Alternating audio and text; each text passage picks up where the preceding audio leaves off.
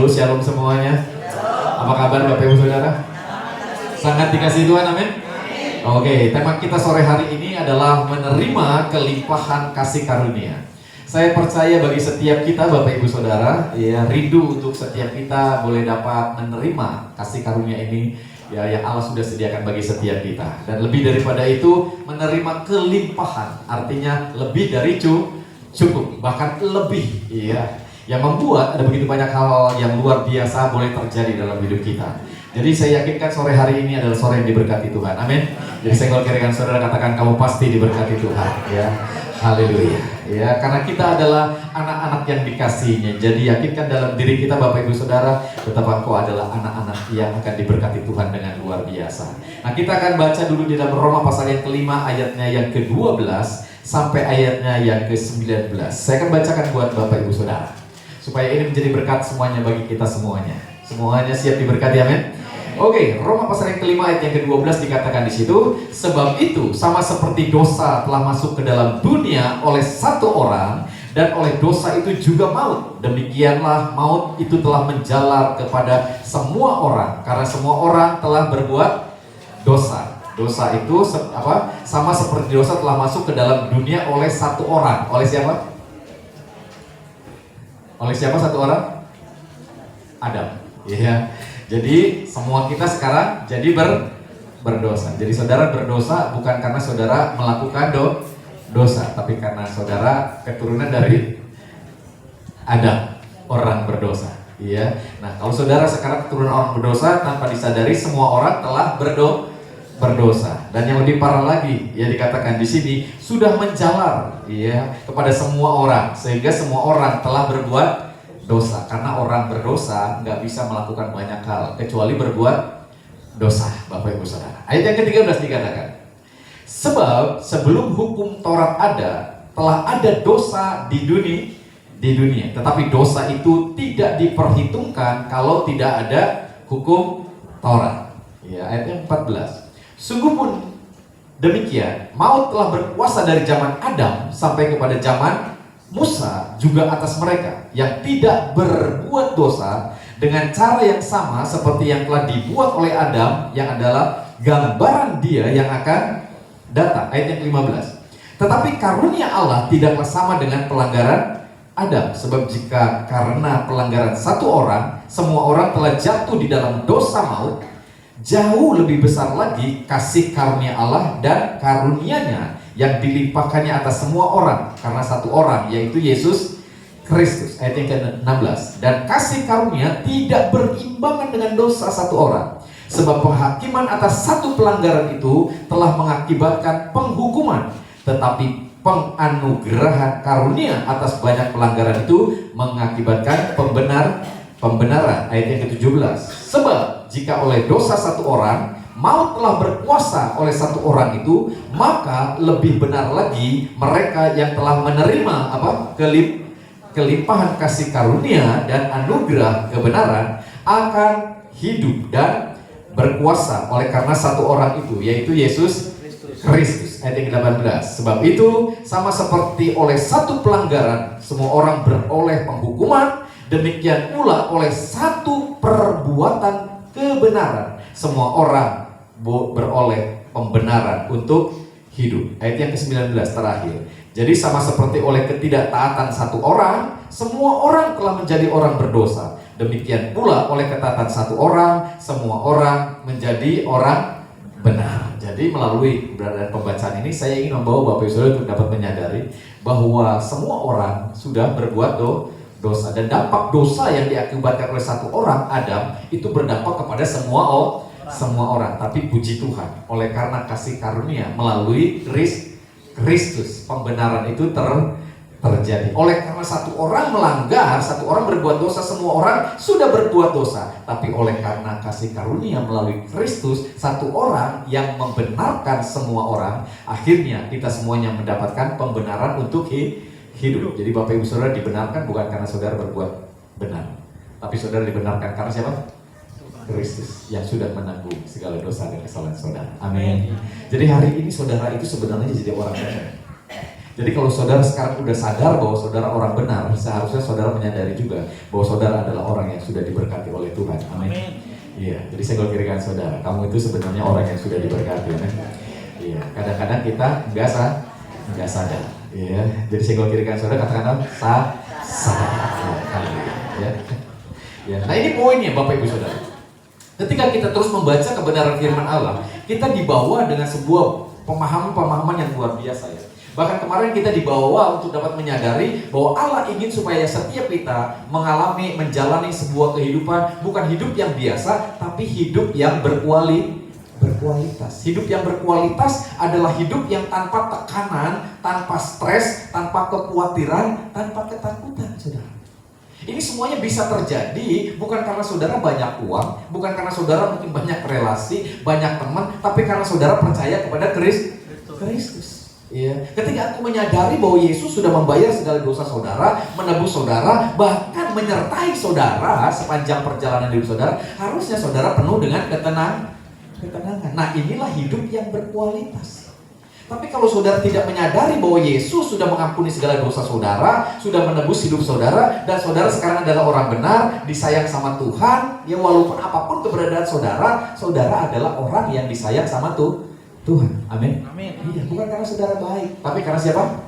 Tuhan baik. Yesus yang baik, yang sudah menebus saudara. Amin. Jadi Bapa di surga sekarang melihat saudara seperti melihat Kristus. Saudara adalah orang baik. Iya. Saudara adalah orang benar. Saudara adalah orang kudus yang dikasihi oleh Bapa. Jadi sebenarnya ketika kita mempercayai hal itu, maka kebaikan Bapa akan terus datang. Sayangnya kita tidak percaya. Sayangnya kita tidak menyadari itu. Jadi akhirnya kita jadi orang yang nggak tahu. Jadi akhirnya kita takut karena kita merasa bahwa kita berjalan di dalam dunia ini sendirian. Seakan-akan Tuhan tidak menyertai kita. Karena ada lagi pemahaman di luar sana yang berkata kalau kita tidak melakukan perbuatan-perbuatan yang baik, maka Bapa nggak sayang sama kita. Itu lebih lagi membuat kita akhirnya merasa jauh dari Bapa. Padahal Bapa sangat mengasihi kita. Amin. Dimana di sini Bapak Ibu Saudara juga menyadari kalau kita punya anaknya nakalnya luar biasa, tetap aja orang tua masa sayang sama dia. Amin. Iya. Ya. Jadi inilah keberadaan yang harusnya kita yakini bahwa kebenaran Allah sudah ada dan diberikan dalam kehidupan kita melalui Kristus. Jadi sekarang saudara itu harusnya menyadari, Bapak terima kasih ya, saya sekarang adalah anak yang dikasihi. Amin. Sehingga ketika saudara sadar itu, saudara punya hidup yang berkualitas, hidup yang di luar daripada ketakutan, kekhawatiran, karena memang dunia hari-hari ini penuh dengan ketakutan. Saudara takut masa depan saudara, takut sekolah saudara lulus apa enggak, nanti gedenya jadi apa, pekerjaan saudara berhasil apa enggak. Banyak ketakutan-ketakutan yang ditawarkan oleh dunia buat kita.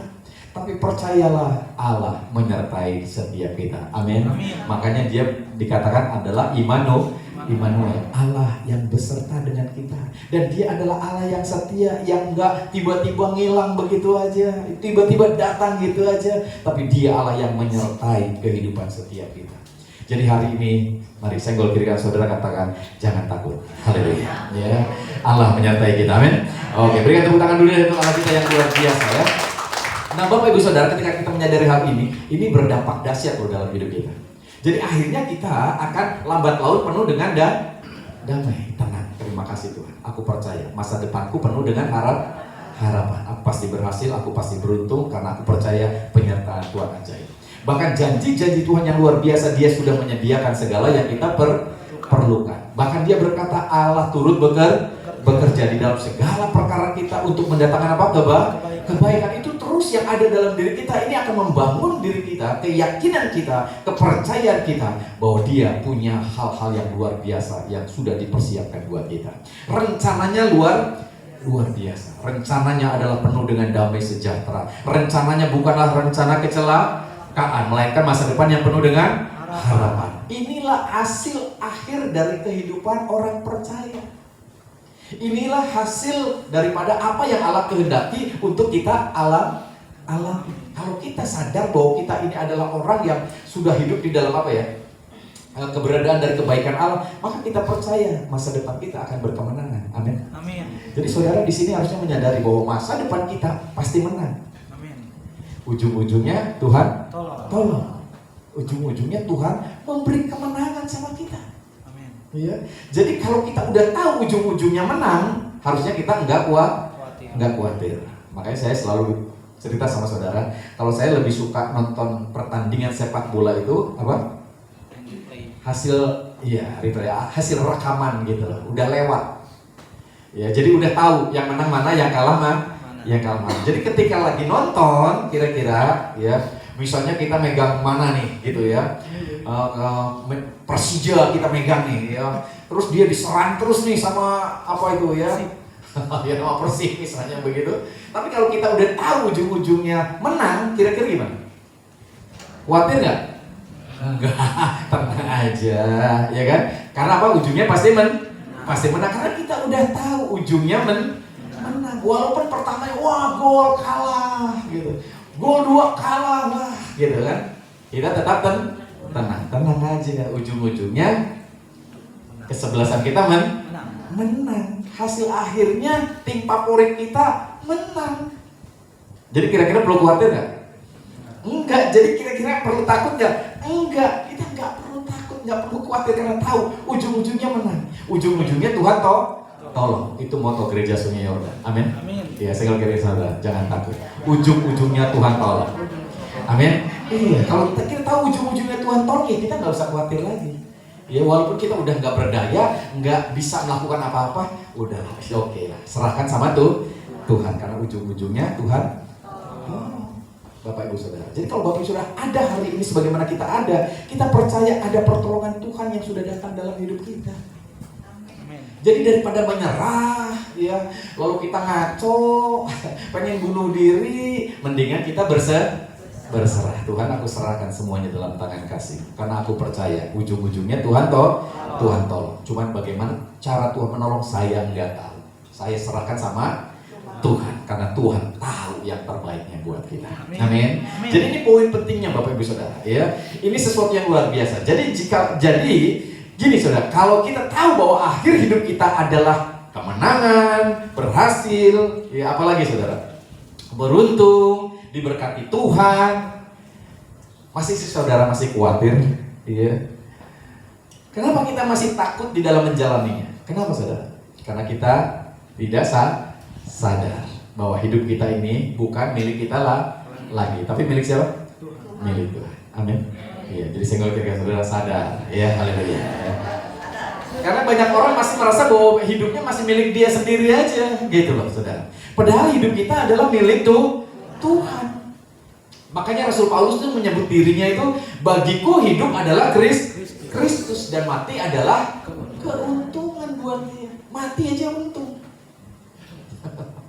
Ya, apalagi hidup saudara. Jadi Paulus itu sadar benar ketika dia berjumpa dengan Yesus, menerima dia sebagai Tuhan dan Juru Selamat, dia sadar bagiku hidup adalah Kristus. Hidup adalah Kristus, bukan hidup bagi Kristus, bukan. Jadi saudara nggak usah berusaha, wah saya pengen hidup bagi Tuhan, nggak penting.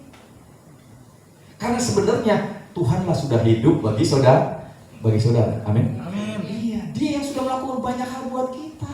Jadi kadang-kadang kita dikhawatirkan, aduh saya ini layak enggak ya? Apa saya ini kira-kira udah melakukan yang terbaik buat Tuhan enggak ya? Saudara selalu dibingungkan dengan poin itu, ditakutkan dengan poin itu. Padahal yang sesungguhnya Tuhanlah yang sudah melakukan hidup bagi saudara. Dia sudah rela mati buat saudara.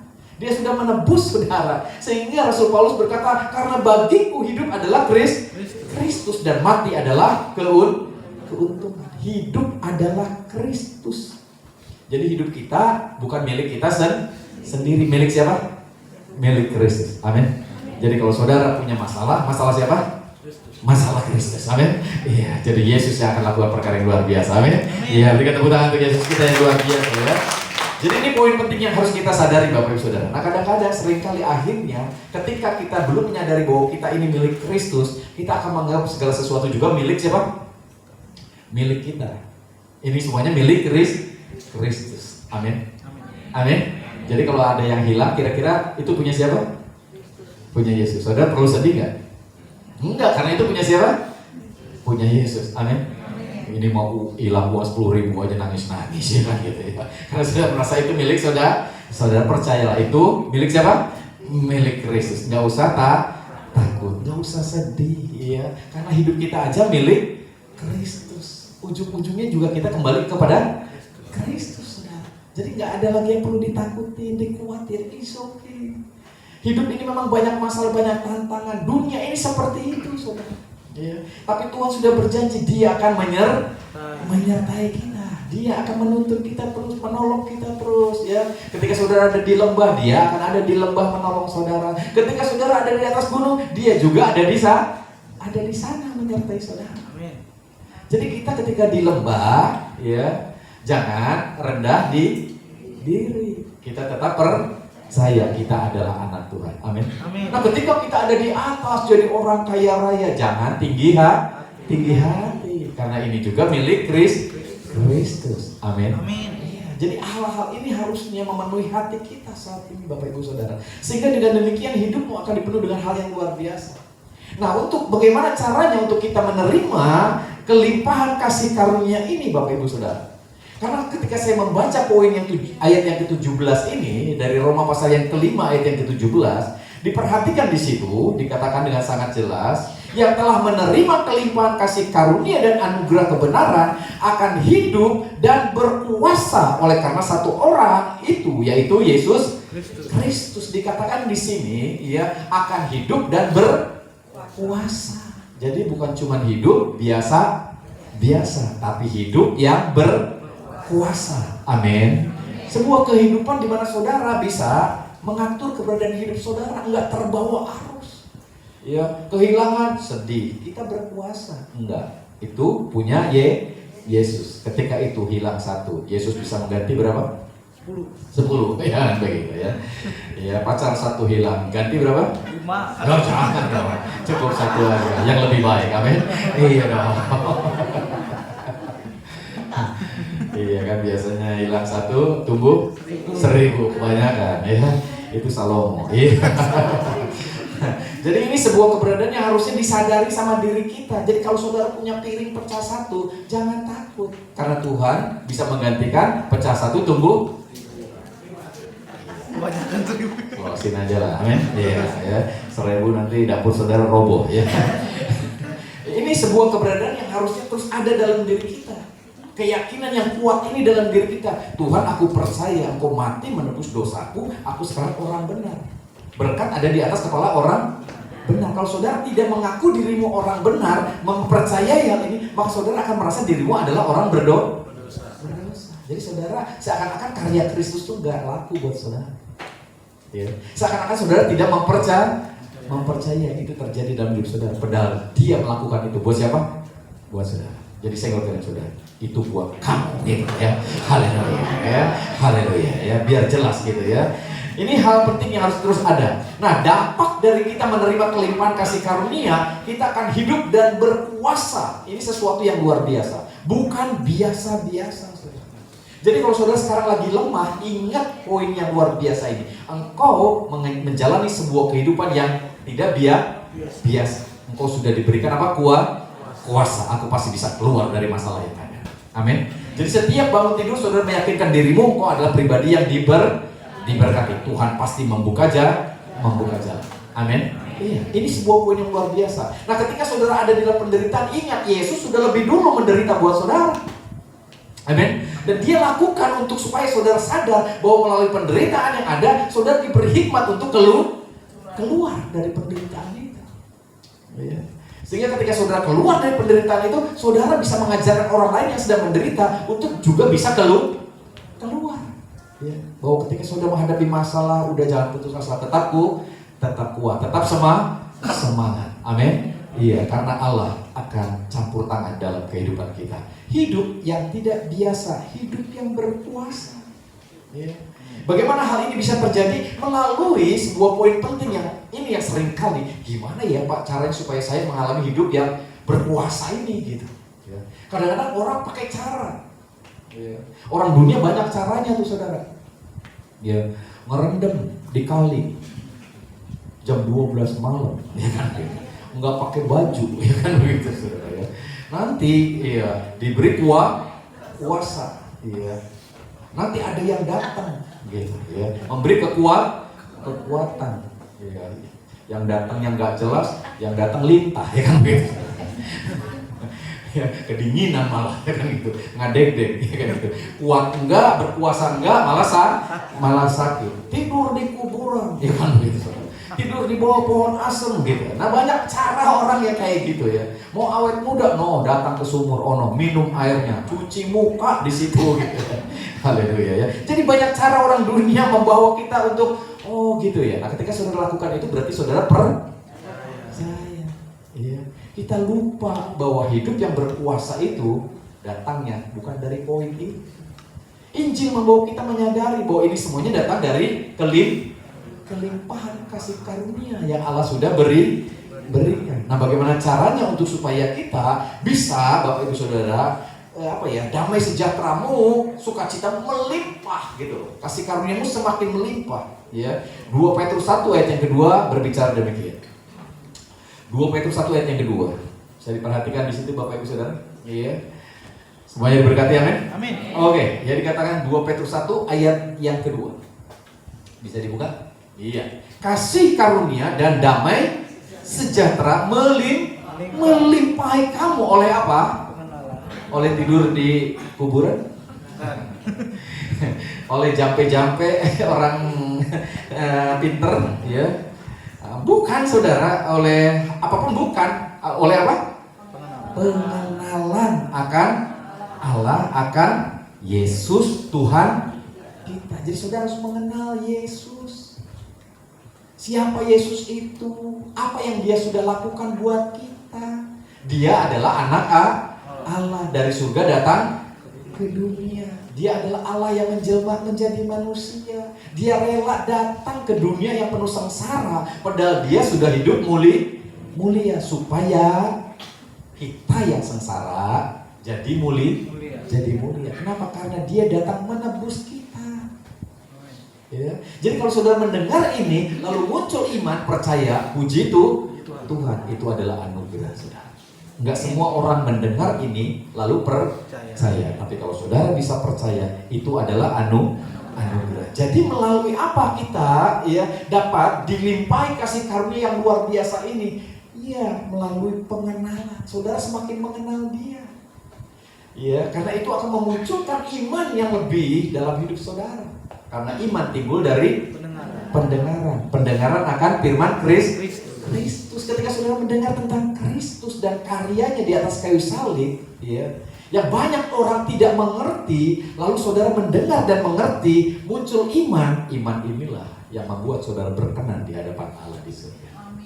Iman inilah yang membuat saudara menjadi pribadi-pribadi kesayangan Allah yang luar biasa. Iman inilah yang membuat saudara menyadari bahwa saudara adalah anak Allah yang dikasihinya. Amin. Ini poin yang luar biasa. Sehingga dengan demikian maka ini akan membuat kita hari-hari ke depan nanti tidak lagi dipenuhi dengan ketakutan, kekhawatiran, stres. Nah, kata-kata stres itu dari bahasa aslinya itu mencekik, saudara. Gitu. Ya. Jadi kalau orang stres, kayak orang kecek. Iya. Kalau saudara, kalau lagi stres, kita jangan dibayar pokok, kan gitu. Gitu ya saudara. Kayak orang kecek. Kalau saudara punya masalah itu kayak orang kecek. Iya. Tidur aja enggak tenang. Hidup tak mau, mati segan. Karena takut masuk neraka. Gitu ya. Jadi ini seringkali terjadi. Jadi kata-kata stres itu kayak dicekik.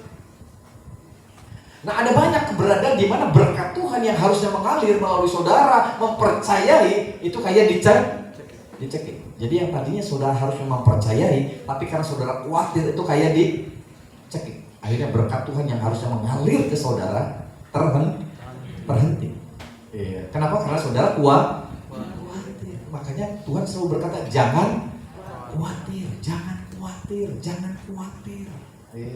Ketika Tuhan ngomong jangan khawatir berkali-kali, ini berarti penting, saudara. Mengingatkan kita, karena kalau saudara khawatir, itu kayak mencekik saluran berkat yang datang dalam hidup saudara. Saluran sesuatu yang membuat saudara harusnya menikmati begitu banyak kelimpahan Tuhan. Karena kekhawatiran saudara terlalu berlebihan. Ya, serahkanlah pada Tuhan. Amin. Iya, karena kita ketika sudah tidak bisa menemukan jawaban, nggak ada lagi pertolongan, ya kita nggak usah lagi ya dipenuhi dengan ketakutan, kekhawatiran, tapi coba mulai berserah. Tuhan, aku tidak mampu lagi. Karena Tuhan akan sanggup melakukan begitu banyak perkara. Di dalam kelemahanlah kuasaku nyata. Amin. Jadi kalau saudara sekarang merasa diri saudara lemah, nggak berdaya, wah ini cocok ya, untuk berkat Tuhan datang sama saudara. Amin. Amin. Iya, jadi saya ngomong saudara, kamu cocok diberkati. Amin. Haleluya. Haleluya ya. Berikan tepuk tangan untuk Allah kita yang luar biasa ya. Ini poin yang luar biasa Bapak Ibu Saudara. Jadi dengan demikian saya ingin membawa Bapak Ibu Saudara untuk dapat melihat bahwa ternyata hidup yang berkualitas itu, sekalipun mungkin saudara hidup sederhana, saudara hidup tanpa kekhawatiran. Ayo mulai memanage segala sesuatunya, memanage kehubunganmu dengan Allah. Amin. Ada banyak orang nggak bisa memanage waktu saudara, ya, sehingga untuk ibadah itu susah minta ampun. Emang kalau ibadah itu gampang? Susah saudara, karena banyak gangguan. Orang kaya gangguannya dapat duit di tokonya yang banyak, kalau tutup sayang, ya kan begitu. Terus yang kedua lagi punya duit, jadi bisa pergi kemana-mana gitu loh. Nah yang orang sederhana gangguannya apa? Nggak punya duit gitu kan, nggak bisa jalan, ya kan gitu. Makanya gereja Sungai Yordan itu luar biasa ya, ngasih jemputan. Saudara jemput di depan rumah. Ya, saudara duduk di rumah, jemputan datang, saudara keluar, lalu saudara duduk. Nyampe ke depan gereja, lalu saudara duduk. Saudara selesai pulang, duduk.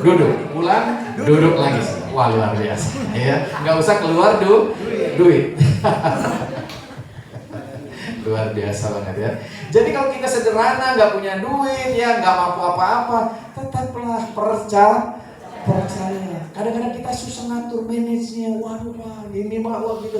Emang ibadah itu gak gampang. Karena tantangannya luar biasa. Karena kalau saudara sering dengar firman, saudara diberkati. Saudara jadi orang diberkati. Nah ada oknum-oknum yang tidak kepengen saudara diberkati. Nah oknumnya ngalangin saudara terus. Sibuk inilah, sibuk itulah, encan masak, encan nyese, ya kan gitu ya. Ngurus budak, ya kan gitu. Ya ada aja alasannya. Lagi enak-enak, wah besok mau ke gereja ada waktu nih. Tiba-tiba datang kita si ucuk-ucuk. Besok ke mall yuk kita makan. Puji Tuhan, ya kan gitu. Berubah lagi ceritanya gitu kan. Ayat tiket gratis, ya kan begitu ya. Kita mau makan di restoran, ya kan. Aduh. Ya jadi selalu ada tantangan dan nggak gampang. Ya. Makanya kita butuh kekuatan yang daripada Tuhan. Amin. Iya. Nah hanya orang-orang yang cinta Tuhan aja yang bisa. Kalau saudara mau apel sama pacar saudara yang cowok-cowok, iya, hanya orang yang punya kekuatan cinta yang kuat lah ketika itu saudara akan apel. Wah hujan gitu. Kalau yang nggak cinta kira-kira gimana? Puji Tuhan. Mendung. Punya alasan nggak apel. Wah puji Tuhan. Pas pendetanya tanya, kenapa nggak ke gereja? Mendung Pak kemarin. Oh gitu ya. Jadi itu buat alasan ya. Haleluya. Tapi kalau yang udah punya cinta, ya, hujan kecil, hujan gede, kecil. Kecuali banjir segini. Susah ya kan gitu ya. Jadi ini poinnya Bapak Ibu Saudara, nggak gampang ya. Jadi Tuhan ingin kita menyadari hal ini. Ternyata pengenalan akan Allah membuat kita mendapatkan kelimpahan yang luar biasa. Jadi saudara harus belajar terus, baca firman, nggak ngerti nanya, saudara. Ya, supaya saudara dan akhirnya ngerti ya, oh ternyata kekristenan itu bukan hasil dari usaha kita sendiri. Ini semuanya hasil daripada karya Tuhan yang rela mati buat kita. Nah ketika kita percaya kepada Tuhan, ternyata kita sekarang sudah dibenarkan. Amin. Dosamu sudah dibenarkan. Iya, engkau sudah dikuduskan sekali untuk selamanya. Engkau diberkati Tuhan. Jadi siap-siap diberkati. Saya ngomongin saudara. Jadi siap-siap diberkati. Haleluya. Ya. Berikan tepuk tangan untuk Allah kita yang luar biasa ya. Nah banyak orang seringkali tidak dapat menyadari hal ini saudara, karena mereka ya hari-hari ini begitu banyak hal yang membuat mereka akhirnya dibingungkan dengan banyak poin. Mereka juga dikhawatirkan oleh banyak keadaan, begitu banyak hal yang menakutkan hidup mereka. Ya, ini karena mereka tidak menyadari bahwa hidup mereka bukannya milik mereka sendiri, tetapi milik siapa? Milik Kristus. Amin. Ya, yang lain lagi karena ada banyak orang tidak menyadari bahwa sesungguhnya Allah yang merancangkan dan mengerjakan segala sesuatu melalui siapa? Melalui kita. Amin. Nah, banyak orang hari-hari ini, saudara, ya, difokuskan untuk mengetahui kehendak Allah bagi hidupnya. Jadi orang tuh banyak, waduh, rencana Tuhan dalam hidup saya apa ya? Banyak orang difokuskan dengan itu, disibukkan dengan itu, akhirnya mereka mencari kehendak Allah. Padahal yang seharusnya adalah, ya Bapak Ibu Saudara, menyadari rencana Allah bagi hidupnya. Bukan, dia harus mencari kehendak Allah, tapi sesungguhnya dia ada di dalam kehidupan rencana Allah. Jadi hari-hari saudara sepertinya ada di dalam rencana Allah, gitu. Jadi bukan lagi saudara yang mencari-cari rencana Allah bagi saudara pribadi. Karena Allah punya rencana dalam hidup kita. Ikutin aja. Saudara gak usah pusing dengan saudara tahu apa tidak rencana Allah dalam hidup saudara. Amin. Karena Allah punya rencana dalam hidup saudara. Dan saudara ada di dalam rencananya. Ya. Jadi ini hal penting Bapak Ibu Saudara. Nah, ketika kita tidak menyadari bahwa sesungguhnya Allah sudah merancangkan dan mengerjakan segala sesuatu melalui kita, maka seringkali kita akhirnya Bapak Ibu Saudara, kita melakukan segala sesuatu itu dengan kekuatan kita sendiri. Padahal dikatakan dengan sangat jelas bahwa Allah lah yang mengerjakan di dalam kita baik kemauan maupun pekerjaan menurut kerelaannya. Jadi kita itu adalah sarana yang akan dipakai oleh Allah untuk menyatakan kemuliaan. Amin. Ini penting buat kita, saudara. Kita harus menyadari keberadaan kita di dalam Kristus ini, sehingga dengan demikian hal-hal dahsyat akan terjadi dalam hidup kita dan hal-hal yang luar biasa terjadi dalam kehidupan kita. Nah, seluruh maksud daripada rencana Allah ini, yang ada di dalam Kristus itu sebenarnya sudah diselesaikan dengan luar biasa di atas kayu salib. Jadi semua rencana kita adalah rencana untuk dapat menikmati kehidupan dari karya Kristus yang luar biasa ini. Makanya tema kita hari ini adalah berbicara tentang apa? Menerima kelimpahan kasih karunia itu. Di mana Allah sudah mengaruniakan ini buat kita melalui karya Kristus di atas kayu salib untuk kita menikmati semua karya yang sudah dilakukannya buat kita.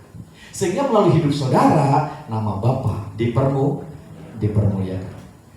Jadi jika hari ini kelihatannya ada begitu banyak rencana saudara kelihatannya gagal, ketika saudara melihat bahwa ada begitu banyak hal yang sepertinya berantakan, sepertinya kok nggak habis-habis masalahnya, maka saya ingin sampaikan bahwa itu belum selesai. Karena rencana Bapa dalam kehidupan kita adalah apa? Berkemenangan. Amin. Berhasil, beruntung, diberkati. Amin. Jadi hal-hal yang seperti ini harusnya tidak membuat saudara putus asa. Jadi saudara hari-hari ini mengingat ini semuanya, ini akan berdampak luar biasa buat kita. Nah, banyak orang seringkali bertanya, saudara, kita sih percaya Pak Tuhan itu luar biasa, Dia maha kuasa. Tapi apakah Tuhan mau nolong saya? Nah, ini banyak orang akhirnya tidak menyadari bahwa dia adalah pribadi yang dikasihi. Amin. Kalau dia sadar bahwa dia adalah pribadi yang dikasihi, maka dia akan datang sama Bapa dengan keyakinan Bapa pasti akan menolong. Amin. Dia pasti mau menolong. Tapi banyak orang, saya sih percaya Allah itu luar biasa, tapi apa mau dia nolong saya? Banyak orang mungkin yang dianggap lebih kudus, lebih suci, lebih luar biasa, yang ditolong sama Tuhan. Kalau saya seakan-akan enggak. Padahal saudara adalah pribadi yang harusnya menyadarkan dirimu. Engkau adalah pribadi yang dikasihi. Amin. Ini semuanya kenapa? Karena saudara tidak mengenal Allah. Betapa Dia Allah yang baik. Amin. Saudara dikasih Allah bukan karena saudara baik, tapi karena Allah baik. Enggak ada hal apapun yang saudara bisa lakukan untuk mengurangi kasih Allah dalam hidup saudara. Enggak ada. Saudara mau berbuat baik, Allah mengasihi. Saudara mau tidak berbuat baik, Allah tetap mengasihi. Tidak ada yang mengurangi kasih Allah dalam hidup saudara. Amin. Karena kasih Allah sempurna. Dia tidak pernah berubah. Dulu, sekarang, dan selamanya. Dia sayang sama saudara. Percayalah saudara. Dia sayang sama saudara dan dia rindu membangun hidupmu. Dia rindu untuk apa? Memulihkan hidup kita. Ya, mungkin kita nggak sadar ini. Ternyata ada satu pribadi yang sedang mengerjakan di dalam kita supaya kita berhasil, beruntung, berkemenangan dalam kehidupan kita. Nah, kalau saudara sadar ini luar biasa. Nah, untuk penutup saudara, saya bawa saudara untuk dapat melihat di sini. Matius pasal yang ke-8. Ayat yang pertama sampai ayat yang ke-4. Ya. Coba perhatikan di situ. Ya. Dikatakan di situ, setelah Yesus turun dari bukit, orang banyak berbondong-bondong mengikuti dia. Ayat yang kedua. Maka datanglah seorang yang sakit kusta kepadanya. Lalu apa? Sujud menyembah dia dan berkata, "Tuhan, jika Tuhan mau, Tuhan dapat mentahirkan aku." Ya. Dia ngomong, kalau Tuhan mau, Tuhan bisa nyembuhin saya loh. Tapi kalau Tuhan mau, karena dia enggak yakin kalau Tuhan Yesus mau. Ya. Jadinya mau enggak kira-kira nyembuhin saya? Kalau Yesus mau pasti saya sembuh nih. Tapi kira-kira mau enggak? Nah, banyak kita seringkali punya masalah, punya persoalan, lalu kita datang sama Tuhan, Tuhan tolong ya. Lalu saudara setelah doa gitu, lalu saudara mikir, ini Tuhan mau nggak ya tolong saya? Kita enggak yakin. Padahal Dia Allah yang baik. Perhatikan ayat yang selanjutnya, ayat yang ketiga. Lalu Yesus apa? Mengulurkan tangannya, menjamah orang itu dan berkata, "Aku apa? Aku mau. Jadilah engkau tahir, jadilah engkau sembuh." Seketika itu juga tahirlah orang itu daripada kustanya. Lalu Tuhan berkata, "Aku mau." Orang kusta pada zaman itu saudara, orang kusta adalah orang yang dianggap kena kutuk, sakit kutukan, diasingkan, nggak boleh ketemu sama orang, nggak boleh ketemu sama saudara, nggak boleh ketemu sama suaminya mungkin kalau itu istri, nggak boleh ketemu istrinya kalau itu suami, nggak boleh ketemu orang tuanya kalau itu anak-anak, karena penyakit itu menular. Jadi dia akan diasingkan, nggak boleh ketemu seumur hidupnya. Jadi penyakit ini luar biasa. Lalu dia kalau sakitnya makin parah, jari-jarinya bisa apa? Bisa copot, telinganya bisa copot, hidungnya bisa copot. Ini penyakit yang sangat luar biasa. Makanya orang-orang yang kena penyakit ini dianggapnya orang-orang yang kena kutuk sama Allah. Dikutuk Allah. Jadi mereka berpikir kalau kena kutuk berarti saya orang berdosa. Ya. Jadi ketika dia datang sama Tuhan Yesus, dia juga merasa dia orang berdosa, orang yang kena kutuk. Mana mau Allah menolong dia, mana mau Allah menyembuhkan dia. Mungkin sama kayak kita hari-hari ini punya masalah, punya persoalan. Lalu kita menganggap ini mungkin saya banyak dosa kali ya, ini mungkin saya banyak salah kali ya. Kita nggak kenal Allah kita. Allah kita Allah yang sudah menebus dosa. Amin. Dia menebus saudara dari dosa, dari kutuk, dari penghukuman, ya. Bahkan dari kesengsaraan, dari kemiskinan, dari sakit penyakit, supaya saudara dipulihkan, diselamatkan, dibebaskan, diberkati saudara. Ini poin penting.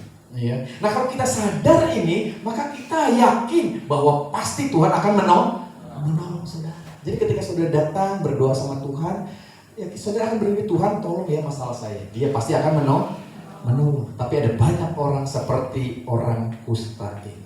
Mau nggak ya Tuhan menolong saya? Lalu Tuhan berkata, aku mau. Ayat yang keempat. Lalu Yesus berkata kepadanya, ya dikatakan apa? "Ingatlah, jangan engkau memberitahukan hal ini kepada siapapun, tetapi pergilah, perlihatkanlah dirimu kepada imam dan persembahkanlah persembahan yang diperintahkan Musa sebagai bukti bagi mereka." Ayo datangin imam, karena orang-orang kusta pada waktu itu ketika mereka sembuh, mereka datang sama imam, maka imam itu yang akan menyatakan mereka sembuh apa tidak. Kalau imam itu berkata, "Oh ya kamu sudah tahir," maka dia dikatakan sudah sembuh. Nah, kalau dia sudah sembuh artinya dia boleh pulang ke rumah tangganya, ke keluarganya, ke masyarakat sekitarnya, saudara. Tapi kalau belum, maka dia akan terus diasingkan sebagai orang yang penuh dengan sakit penyakit. Dan ini yang terjadi. Iya. Tuhan Yesus berkata, ayo tunjukkan dirimu sama imam. Mungkin orang ini nggak yakin bahwa dia sudah sembuh ketika Tuhan, aku mau, jadilah engkau tahir. Mungkin dia merasa dia belum sembuh, tapi imannya melangkah menuju imam. Artinya dia percaya bahwa Tuhan sudah menyembuhkan. Amin.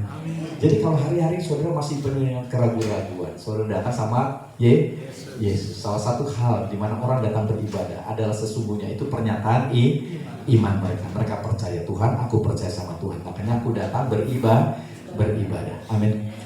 Jadi ibadah itu biasanya jangan coba. Ya, walaupun memang banyak orang coba, tapi yang sesungguhnya ketika saudara beribadah itu adalah pernyataan iman, karena aku percaya. Amin. Nah, ketika hari ini engkau tidak meyakini keberadaan hidupmu bahwa engkau adalah orang yang sudah dibenarkan, engkau harusnya menyatakan dirimu engkau adalah orang yang sudah dibenarkan. Saya adalah anak kesayangan Tuhan. Makanya di gereja ini saudara ketika ditanya apa kabar Bapak Ibu Saudara, sangat dikasih. Saudara harus menyadari dirimu sangat dikasihi. Jadi hari-hari ini kita nyatakan dalam diriku, Tuhan terima kasih, aku sangat dikasihi. Saya adalah orang benar. Amin. Saya adalah orang yang dikasihi Tuhan. Dan Tuhan mau untuk menyelamatkan kita. Amin. Tuhan mau menolong kita, Tuhan mau memberkati kita. Amin. Tuhan mau menyembuhkan kita. Tuhan mau melakukan begitu banyak hal yang luar biasa. Karena bagi Allah tidak ada perkara yang mustahil. Jadi kalau hari-hari ini saudara penuh dengan keraguan, nyatakan dalam diri, pengenalanmu akan Kristus akan menyadarkan engkau adalah orang-orang yang dikasihi Tuhan. Amin. Engkau akan berkata, Tuhan aku percaya pertolonganmu ajaib dalam hidupku. Iya, aku nggak mampu tapi engkau mampu. Amin.